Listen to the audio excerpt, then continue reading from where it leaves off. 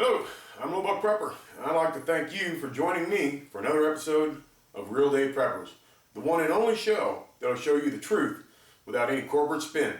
We'll be talking to preppers, homesteaders, bushcraftsmen, as well as tactical and gun guys.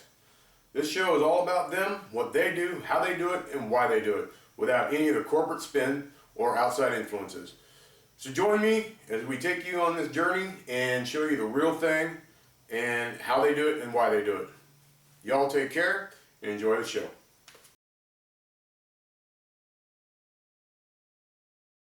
This episode of Real Day Preppers is brought to you by Prepper Outfitters, food storage and survival products.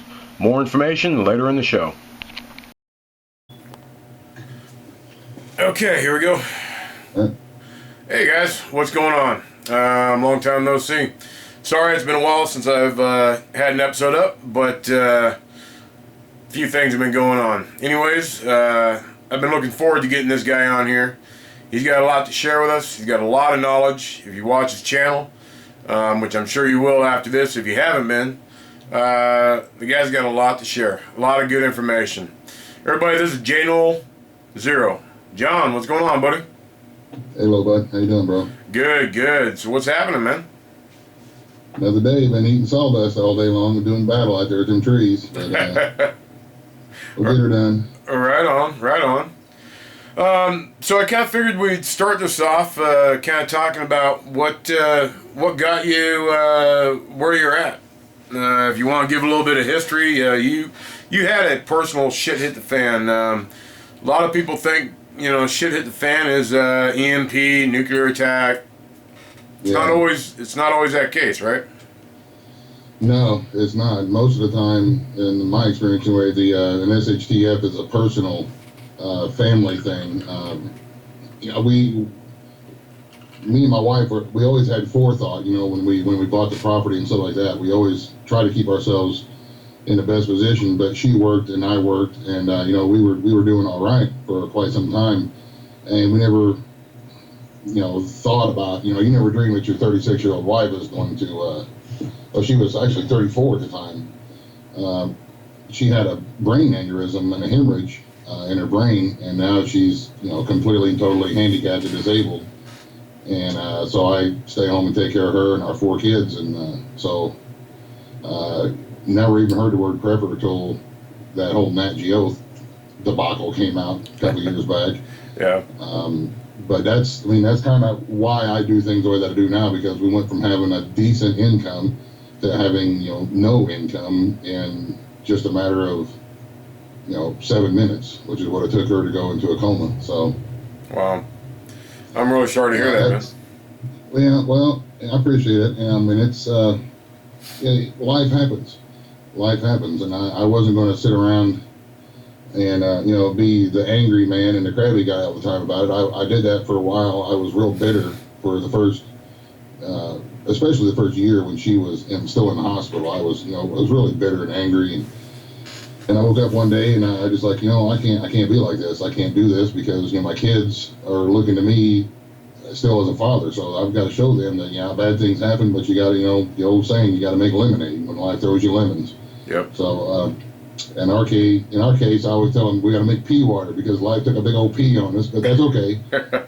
We'll make pea water. We'll make the best do what we can. We don't have to have all the stuff that we used to have, and try to save everything that I can by we grow food, we hunt. We're going to start growing more animals, raising stuff like that. Instead of going to Lowe's and buying a board, well, I got trees out back. Then I'll just go and I'll take my saws and my splitting axe and wedges, and I'll cut a board out if I need to make a shelf or something. So that's really what got us into the whole prepping, I guess. I don't know. Self-sustaining? Yeah, self-sustaining, exactly. Being less dependent on anybody else other than us. Mm-hmm. So my wife's not yet a citizen. She was, we actually had an appointment to go to Juarez, Mexico, to the consulate for her interview. So she can take her oral interview, which is the next step in citizenship. Mm-hmm. She didn't get that far. So, make a long story short, after writing letters to all the politicians and all the politicians we could think of, and the Department of Immigration, with immigration being such a hot topic, nobody wants to touch it. So here we sit with she doesn't qualify for any benefits of any sort because she's not a citizen. Wow. So here we sit. I mean, what are you going to do? It is what it is. When I said I do, I meant it. I'll stand by her side through thick and thin, and now we're just in the thick of it, or the thin of it, however you want to look at it. And we take care of ourselves. But I think this is going to be overall a really, really good experience for my kids. Yeah. Because they see that you can make it without the stuff. You can. We haven't had cable TV in a long time. They don't have a lot of the things that the other kids have. All the fancy iPhones and all that kind of stuff. Right. My boys have got an Xbox, but they also know at the same time we've got work to do every day because we got work to do because this is how we live. Right. So. I think it's going to be a good overall experience for them. I mean, don't get me wrong, it's extremely hard. Oh, and yeah. some days, we have bad days if my wife has a seizure or a couple of seizures or just, one of them days, it's really, really hard to try to stay positive and to get everything done that I need to get done. But that's just the time. I'm a fairly religious man. I'm not a preacher. I don't preach at anybody, but me and God have got our own thing going on. That's good. And that's when I turn to him and say, man, I need some help. And that gets me through my days. That's honorable, man.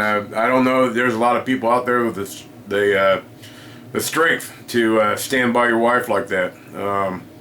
That's good. You're raising your kids right, and you're doing the right thing. I commend you for that, man. Well, I appreciate it.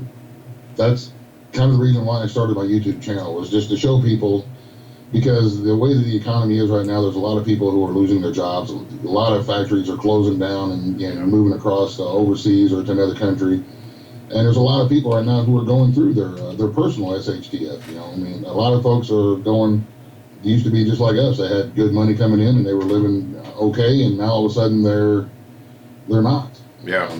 And I put my channel out there to show them that you can still do a lot of things with very, very little resources. Taking a bunch of junk that you got in the scrap pile and make something that's useful out of it to help you accomplish what you need to get accomplished. You've definitely shown that. You've definitely shown that. You got some great videos showing, utilizing just what's up on the hill, Yeah. and doing what you need to do with it. Well, that's what we have. That's what I have available to me. I have, plenty of wood out here in the hills where I'm in northern Appalachia and very southern part of Ohio. And I do have plenty of wood around, and I try to figure out how I can use it. There's so many ways that you can use it. We make charcoal, and we make our own charcoal for grilling. I'm going to be building a wood burning stove this coming summer to help out this coming winter with our heat bills, because I'm a little concerned about this whole power thing come crashing down on me. YouTube community has just been so awesome. I can't even describe. They've kept me afloat. If it wouldn't have been for YouTube, the YouTube community and people, really good-hearted people watching and caring about my family, then I would be sitting here talking to you right now because we wouldn't have any power. Yeah. Yeah, it's an amazing community, and I think really I want to touch on that a little bit more, maybe to close out the show. Okay. I think at this point, why don't we go ahead and take our first break, unless there's anything else that you want to say about this subject? No. I just try to encourage people to hang in there no matter how bad it gets. It's not as bad as it seems sometimes, and you can, you may have to go face first into the storm, but if you go, you'll be all right. Well, I think you're definitely a great example of how to do that. So with that, y'all, we'll be right back and check out the sponsors, and then we're going to check out his garden. All right, y'all? We'll be back in just a minute.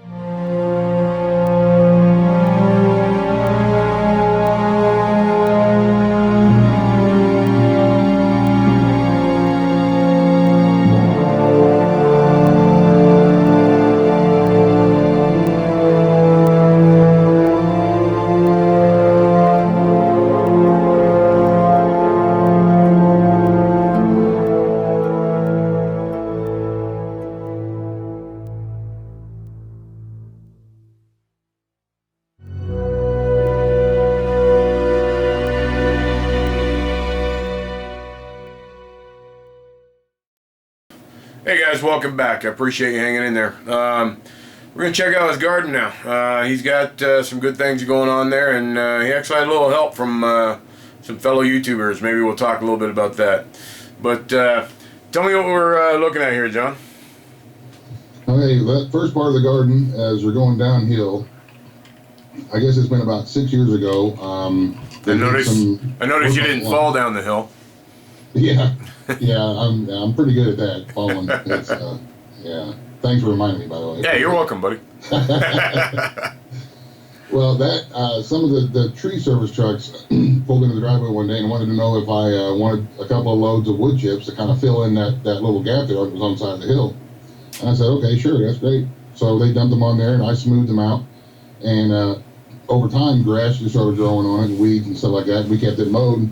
And then this past early spring, Hillbillies in the Bush, a good friend of mine, James, lives up the river a little ways,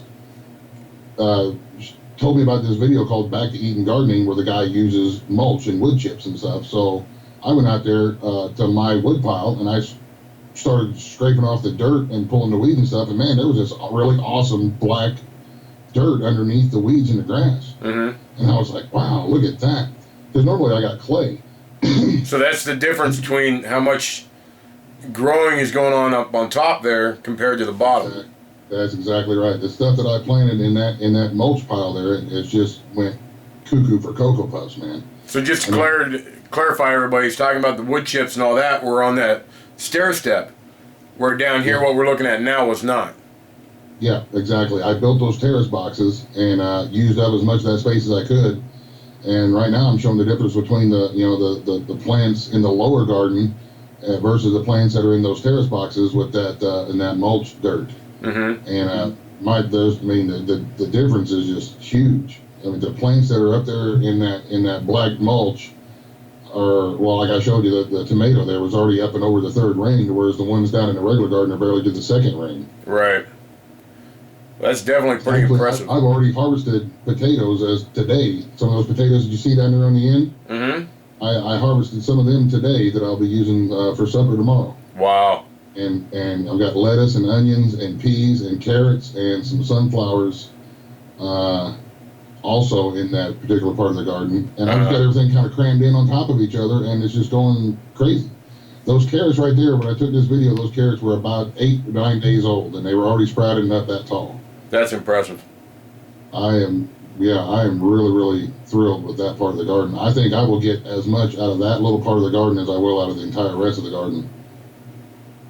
That's crazy. Just okay, because we're going to be canning a lot of tomato juice and salsa and spaghetti sauce and everything else out of it. So. And you got that new canner now. Yeah, exactly. Yeah. That thing has been almost going nonstop since I've had it. Right on. Yeah, I did a bunch of sausage today. Breakfast sausage. Oh yeah. Yeah. Just take a pint jar of breakfast sausage out of the jar and warm it up a little bit and loosen up the grease. Dump it into a skillet with some flour and milk, and you got make some biscuits and gravy real quick. That's outstanding. That's real impressive. And you say that was just from wood chips? That was that was wood chips from sycamore trees and maple trees that they was working on the electric lines up and down the creek. Mm-hmm. And they just needed a place to dump them. And you see up there's another wood pile right up there by the road at the end of the driveway. Yeah. Neighbors had some work done, and ever since I seen this dirt, I told them guys, anytime you have any wood, bring them in here and dump them in here. Nice. And so I gave up. That used to be at the front half of my garden on the other side of my septic tank there. And so I gave that half of the garden up to put those wood chips down, and I'll be planting in that next year, and hopefully I'll get some outstanding results then too. Right on.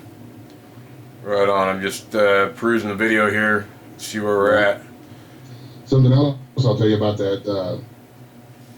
I have not put one drop of water on my garden this year. We had a little bit of rain, but that stuff, I haven't watered it at all. And wow. It's still going crazy, yeah. Yeah, that won't fly here in Tucson.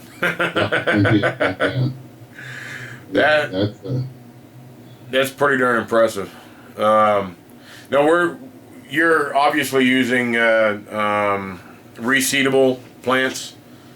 Yeah, I use heirloom tomatoes and a lot of the stuff that I use is the heirloom stuff, because sometimes the hybrid seed that you buy in the store, you can't keep the seeds out of the fruit, Right. or out of the vegetables and reseed them. So yeah, a lot of my stuff is heirloom. Some of it is not, but that's okay.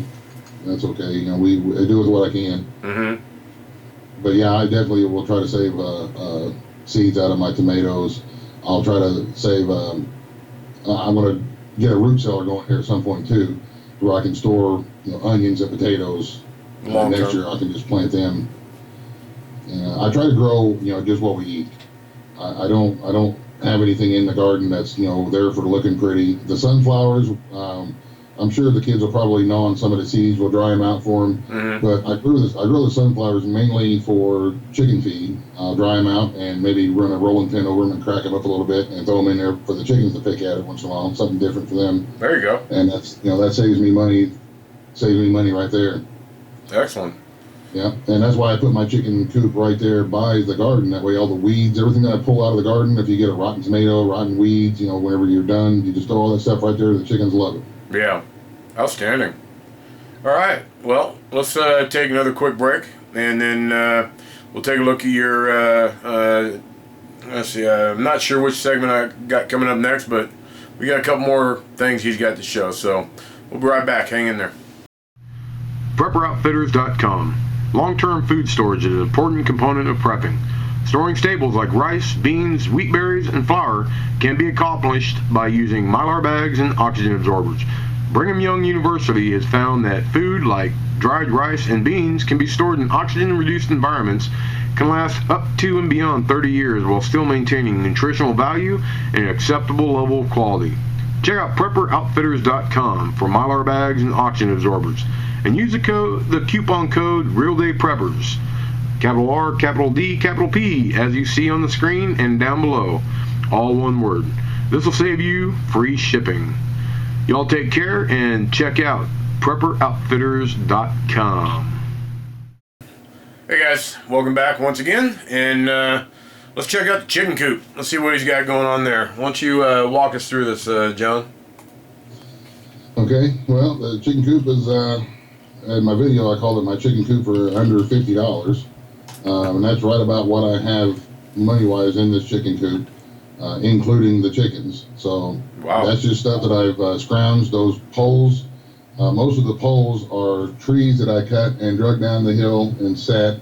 Some of them are old landscape timbers that I've scrounged here and there. Mm-hmm. That door come off of a barn across the road. A lot of the plywood was given to me by some of my neighbors. You can see it's got political stuff on it. They used to be political signs. Mm-hmm. And after election season, they just took them down, and I asked them if I can have them, 1/2-inch plywood. There you go. The chickens, you know, they don't mind. Yeah. As long as there's no Obama ones in there, you're good. If they are, you put those on the bottom, right? Yeah, we leave those underneath for the food pan. And then, like I said, you know, a lot of the poles and the roost poles and stuff like that in there are all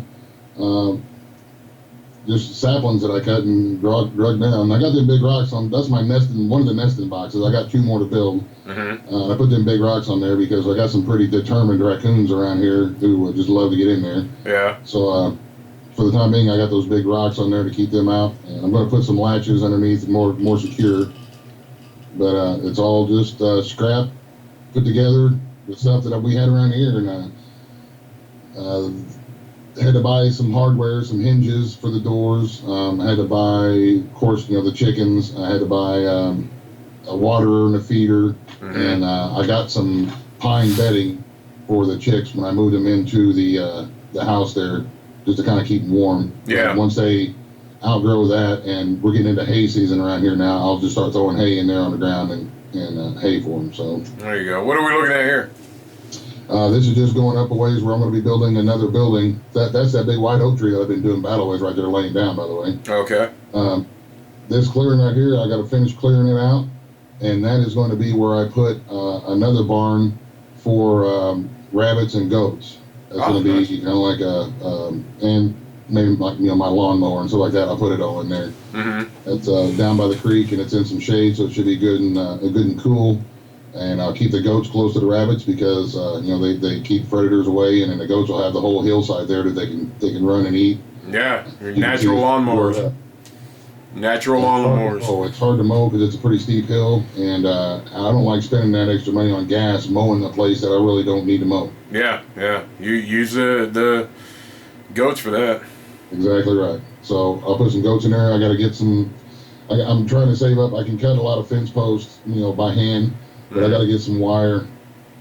I'm going to have some T-posts for the fence. Yeah, definitely. This is the whole hillside here that you're looking at is going to be, where the goats will be running through. Mm-hmm. So they've got quite a bit of area. Oh yeah. By the time they get done with one, working their way across one way, they'll be able to start over again on the other side. I'd like to get to where I can have, probably four or five goats out there. That way, if we need to, have a milking goat, if the time comes to where we're really in a bad spot, we can always breed one of the nanny goats. Mm-hmm. And once she's done with her kid, then we can keep milking her, or having two or whatever we need to do to rotate them in and out, so to speak. Exactly. A couple of rounds that we can butcher if we have to. Mm-hmm.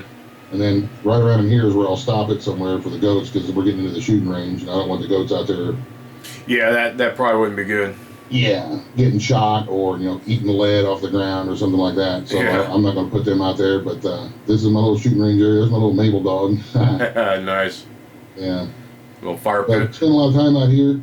There's our fire pit. We make s'mores, and the kids they always want to make a fire. They always want to roast marshmallows. And the deal is, if you want to roast marshmallows out there on the range, you have to build a fire.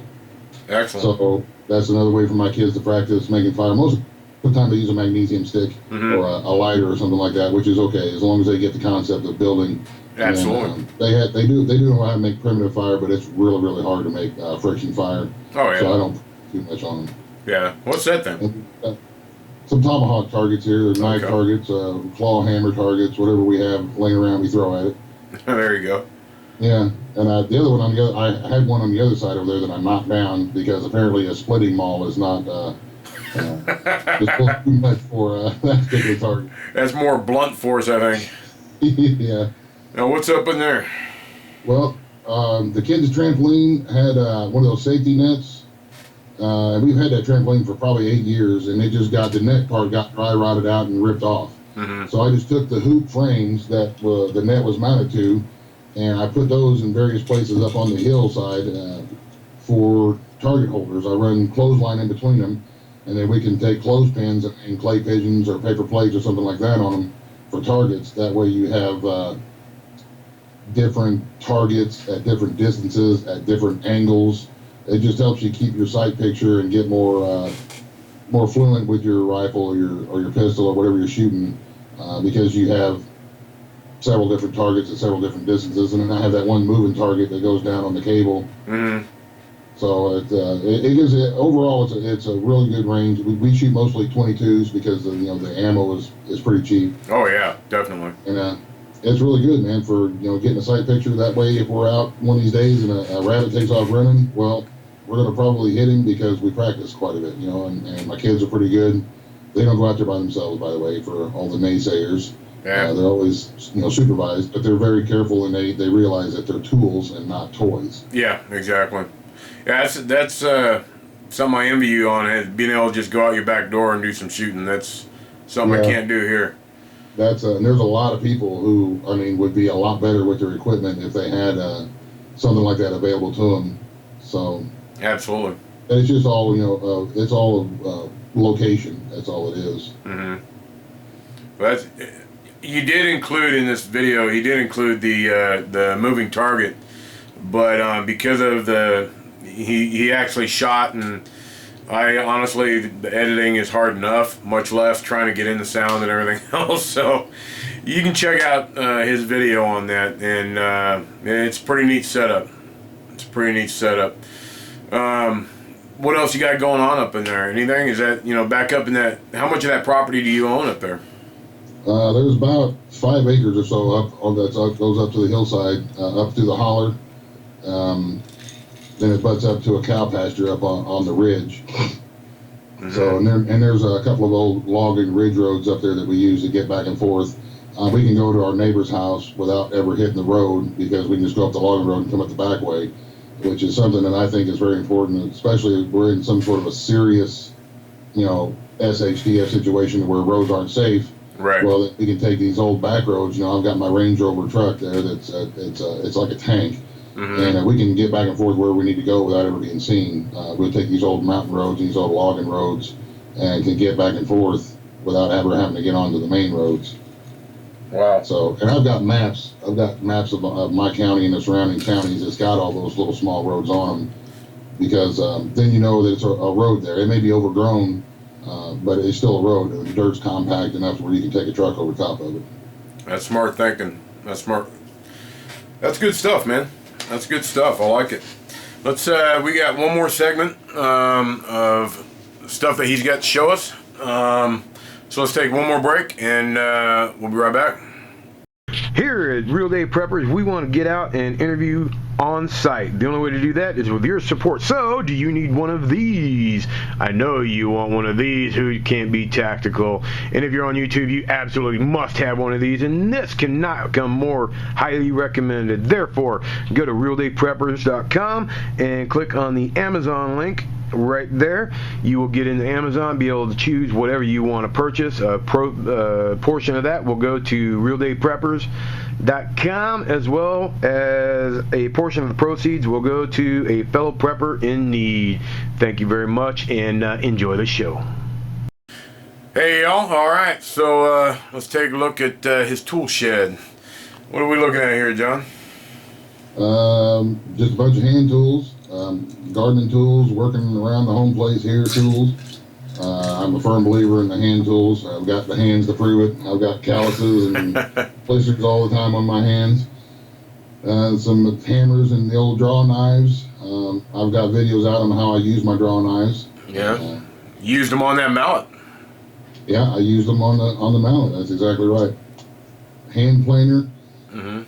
For when I'm making boards, and if you get little loops and stuff in the boards, and that there is called a spoke shave. I've used that on the mallet video as well when I was working on the handle. And of course, I've got plenty of I've got power tools, grinders, and drills and stuff. But I prefer to do things by hand, just because if I could save myself 50 cents on power doing something by hand, then why not? That's 50 cents in my pocket. Absolutely. So, absolutely. Not to mention the fact of getting used to doing it without power. If the power goes out, then you already know what you're doing. Yeah. That's something I mentioned in my video for the mallet contest. Is that is a skill that that's a valued skill. To be able to do this stuff without power. Yeah. Well, like you say, if it ever goes out, then If we're ever in a serious SHTF situation, it's going to be hard work just to live. Oh yeah, absolutely. And I figure, like you say, if I'm already in that frame of mind, if I already work hard every day and to live the way that it is now, if something like that happens, it'll be an inconvenience, but it'll kind of already be the norm.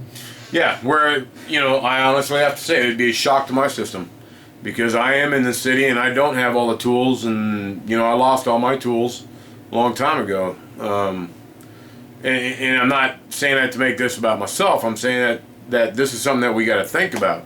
This is a guy that he does this, so if shit did hit the fan, he's already used to doing it. So what are we looking at here? That's just something like canning jars.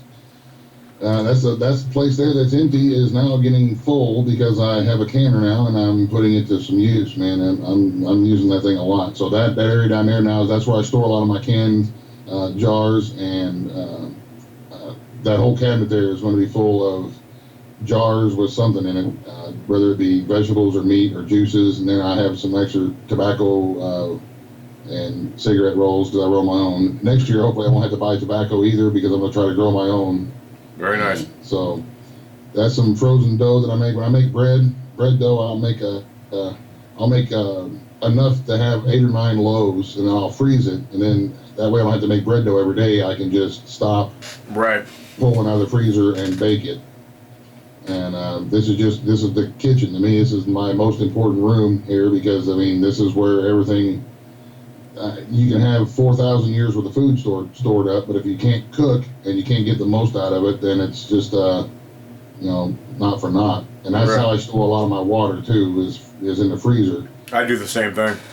Yeah, I mean, if the power goes out, then that gives you a few extra days on your frozen stuff to get it, in jars and get it canned. And if it goes out in the summertime and you're out and you're Exactly. really really sweaty and hot, you come in, you get a cool drink of water. That's really a big morale boost. Yep. And then And we're looking I have at. a lot of stainless. Okay, go ahead. Well, I have a lot of stainless steel cooking stuff because I can use it outside on a fire or inside. Yeah. I do have some cast iron stuff that I would really love to get a nice cast iron skillet, but I have a Dutch oven and stuff like that I can get by. Yeah. And this is just a big pantry cabinet that we scavenged, and starting to get it filled up and some storage stuff. I try to keep a lot of bread flour around and stuff in the Excellent. bottom there, and then I have more storage in the back in the pantry and in my 2 freezers, to which I figure that if for some reason I lose power, once I get everything in the freezer either cooked up or canned, then those will also become pantries as well to store canned food and stuff like that in. Yeah. You mentioned how important the kitchen is. It's also a great dance floor, wouldn't you say? Yeah, apparently that's the case. I seen that remix, man. I didn't know. I didn't realize I was moving that good, and I didn't realize I danced for that long in that video. That's pretty impressive.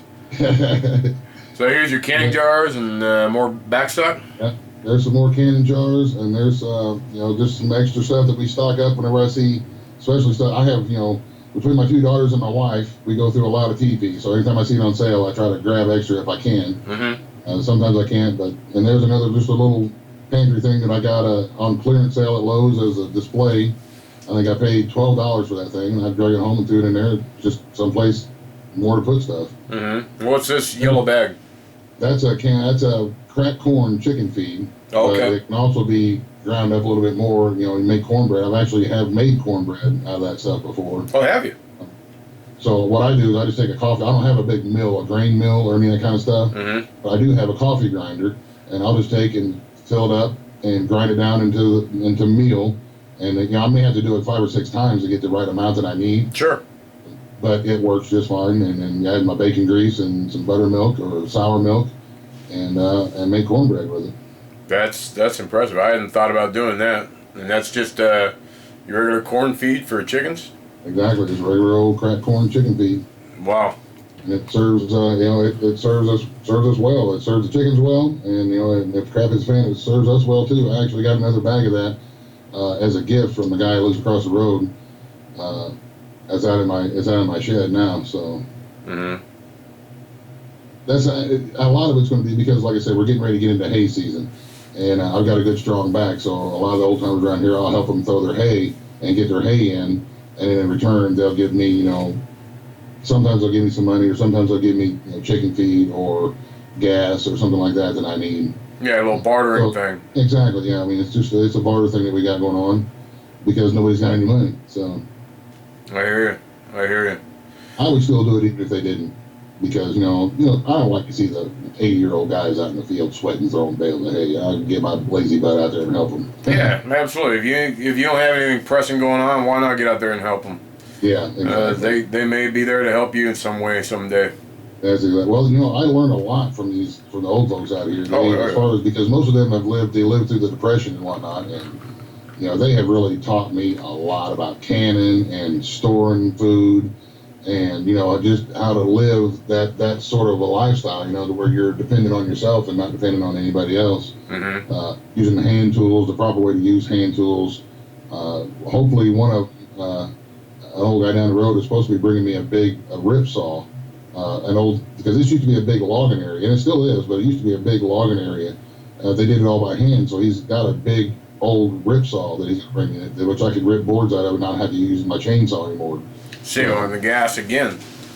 Yeah, exactly. Save on anytime. I try to teach my kids, even if what I do only saves me a dime, then that's just like me making a dime. I mean, that's just another dime that I get to keep in my pocket and not put it into somebody else's pocket. Exactly. Impressive, man. That's all I gotta say is impressive. That's all the video footage we've got. But we're gonna take one more, the last break, I promise, and then we're gonna come back and close out with a a little bit of John wanting to talk about a certain thing. So we'll be right back. Hey guys, hope you're enjoying the show. I need to hear from you.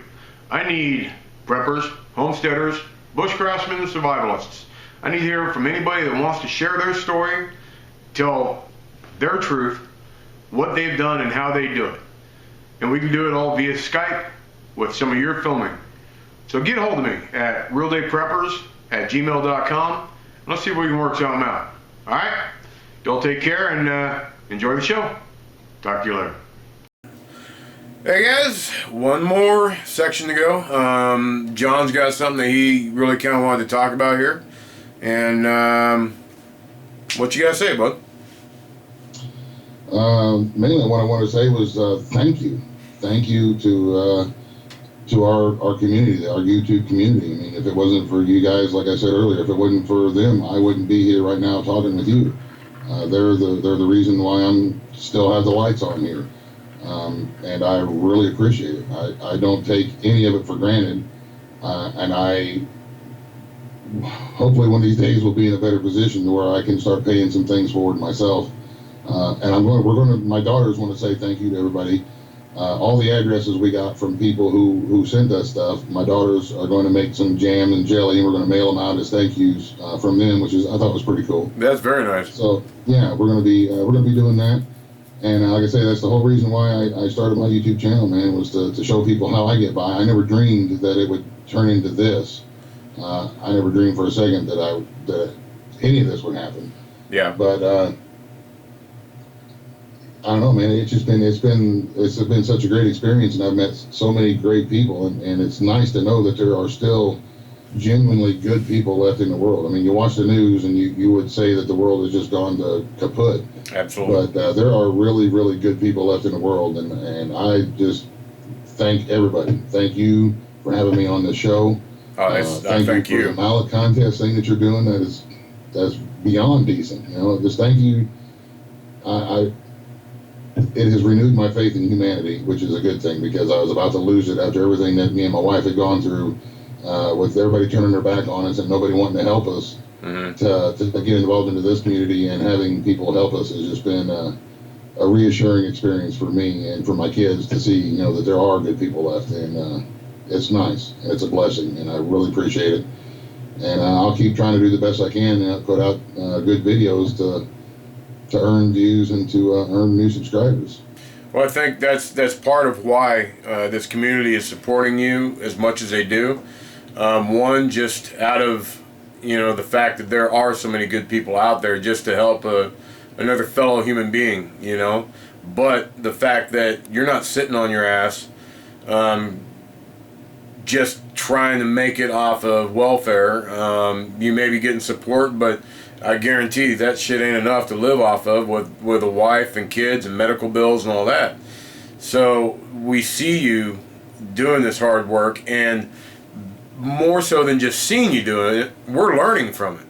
You know, I've learned a lot from you, and that's doing a service to the community right there, where when you said that, you know, you look forward to the day where you can pay it forward, you're already doing that, brother. You're already doing that by teaching us stuff. And that means a lot, and that's a big reason that I try to get in touch with you and try to get to know you a little bit. And believe it or not, we've talked a little bit, and we've got very similar backgrounds. Yeah. Hence the tattoos and ugliness.